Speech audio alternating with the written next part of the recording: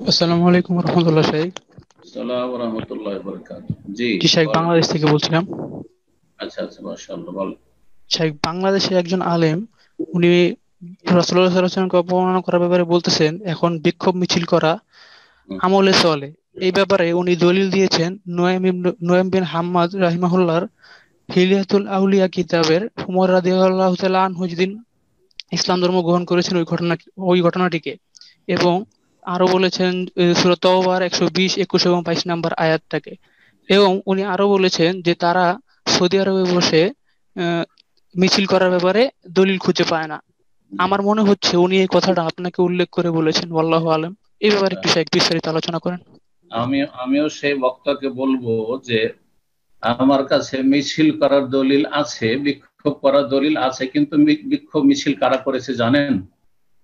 যারা বাগী, যারা খারিজি, উসমান রাদিয়াল্লাহু তাআলা আনহুকে খুন করার জন্য বেরিয়েছিল, তারা মিছিল করেছে, তারা বিক্ষোভ করেছে।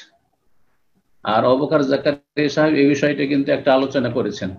এর আগে আমি একটা আলোচনা বলেছি, কোন একটা আলোচনা তো মনে নেই কোন আলোচনা বলেছি, যে মুসলিম সমাজে, মুসলিম দেশে বিক্ষোভ আর মিছিল করা, বিশেষ করে মুসলিম শাসকের বিরুদ্ধে, এটা প্রথম শুরু করেছে খারিজি বাগী মসরিরা, মদিনা ঘেরাও করে উসমান রাদিয়াল্লাহু তাআলা খলিফাতুল মুসলিমের বিরুদ্ধে।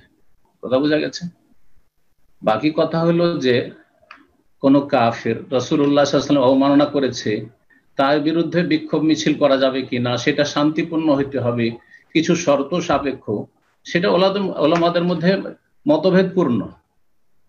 প্রত্যেক দেশের ফতোয়া সেখানে ভিন্ন হইতে পারে। বাংলাদেশের ফতোয়া সৌদি আরবে চলবে না, সেই ক্ষেত্রে বাংলাদেশে আপনি মিছিল করবেন, সৌদি আরবে করেন তো দেখি। জি। আপনি দুবাই করেন তো দেখি। হ্যাঁ, তা আপনি বাহরাইনে করেন তো দেখি। তো কথা হচ্ছে যে আমরা যে ফতোয়াটা বলছি সেটা হচ্ছে কোরআন এবং হাদিসের দৃষ্টিভঙ্গি থেকে। আর আপনি আপনার দেশের জন্য আপনি ফতোয়া দিতে পারবেন, বাংলাদেশে বসে বাংলাদেশের জন্য আপনি ফতোয়া দেন। আমার কাছে কোনো বাধা নেই যে বাংলাদেশে আমরা এগুলোকে ওলামারা সবাই জায়েজ বলছে, অসুবিধা নেই, আপনি সেখানে করুন। কিন্তু সেই ফতোয়াটি সৌদি আরবে এসে ফিট করবেন অথবা অন্য কোনো দেশে এসে ফিট করবেন, এই ফতোয়াগুলি এইরকম ক্ষেত্রে প্রযোজ্য নয়। আশা করি বুঝতে পেরেছেন।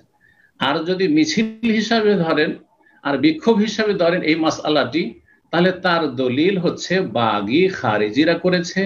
আর ইমামুল মুসলিমিন খলিফাতুল মুসলিমিন খলিফায়ে রাশেদ উসমান রাদিয়াল্লাহু তাআলা আনহু কে খুন করার জন্য তারা মিছিল করেছিল, বিক্ষোভ করেছিল।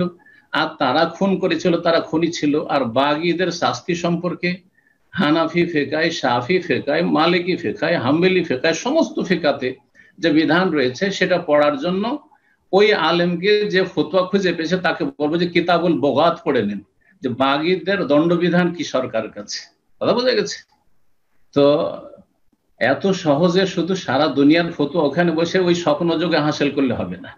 আরে স্বপ্ন যোগে তুমি ওই করোনার চিকিৎসা খুঁজে বেড়াচ্ছ, তাও তো করোনার চিকিৎসা করতে পারলে না। তারপর ইমাম মাহাদি তোমার চলে এসেছিল 2019-এ, তাও তো নিয়ে আসতে পারলে না। ইমাম মাহাদিকে আবার কোথায় জেলে নাকি ঢুকানো আছে, তাও তো তার হদিস দিতে পারলে না। তো এইসব ভণ্ডামি করে লাভ নাই। এই এক ভণ্ড হয়ে গেছে যার কথা বলছেন। কথা বুঝতে পারছেন? সুতরাং এইসব ভণ্ড থেকে সতর্ক সাবধান থাকবেন, না হলে গুমরা হয়ে যাবেন। জি, জাযাকুমুল্লাহ খাইর।